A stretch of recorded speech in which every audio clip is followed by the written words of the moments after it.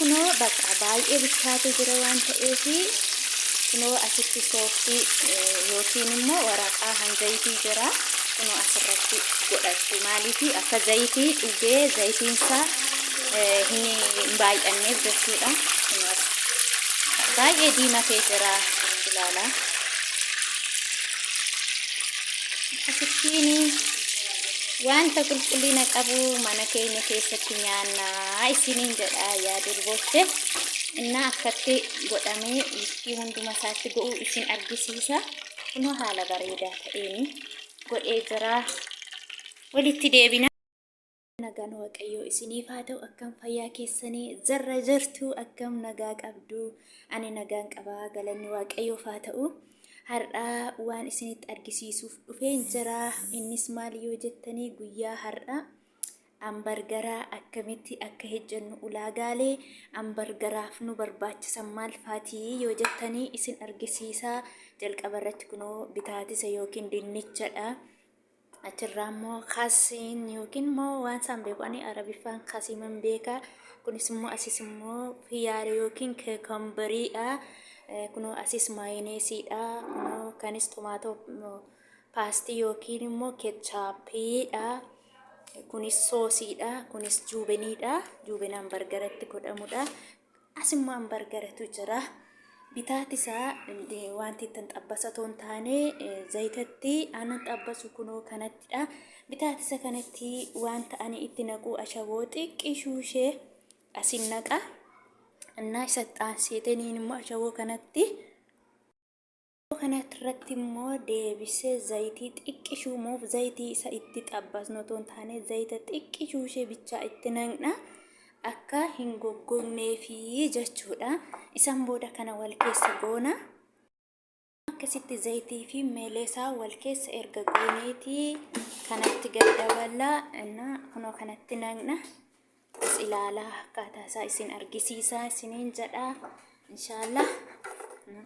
Ani zayitii baay'ee hin barbaadu. Kunoo hamma daqiiqaa barbaadan irra go'achuu dandeessu. Daqiiqaa 15-20 irra go'achuu dandeessu. Akkasittiin isin argisiisa hambargara mooja. Zayitii qopheeffadheen jira. Hambargara kiyyaa keessan godhadhaa. As ilaalaa. Wanta qulqullina qabu binnee nyaannurraa mana keenyatti harka keenyaan nadiifa qulqulluu nyaachuun nu barbaachisa waan ta'eef fayyaa keenyaafi kunoo amma asitti hojjetachaa jira. Na hordofaan isiniin jedha yaa jaalleewwan koo.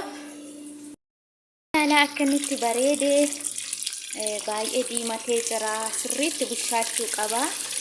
Garuu hindaaqqoodha ta'uyyuu baay'ee samee bushaachuu qaba isiniin jedha. Hubadhaa toshaatiin.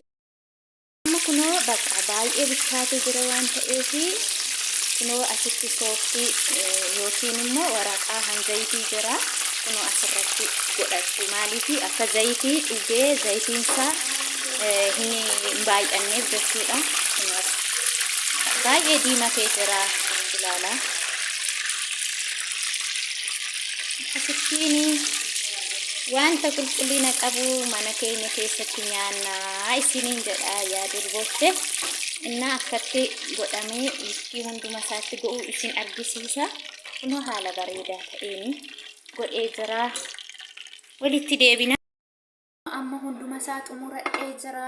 Isin isinitti argisiisee amma juubenii kana kunoo asirran godhadha. As ilaala.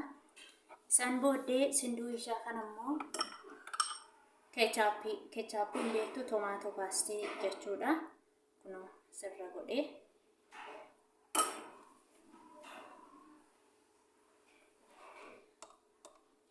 Kanatti aansee immoo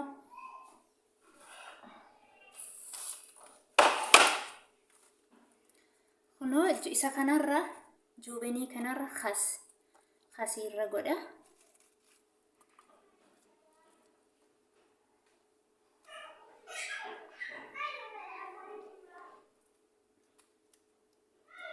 Khasii kanarra immoo kunoo hambargara kiyya irra kaawwadhee jira. Ilaala. Isa kanatti aanseetiniin immoo kunoo maayoneesii xiqqoo hambargarii kanarraan go'a. Maayoneesii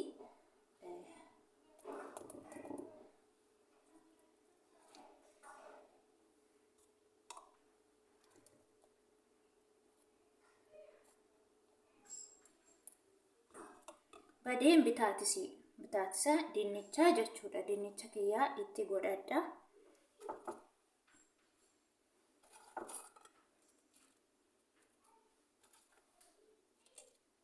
Baay'ee mi'aa. Ani isa maxaamarraa waan adda addaa qaburra isa kanaan filadha yeroo hedduu jechuudha. Kunoo sarratti immoo xiyaarii irra godhadhee jira.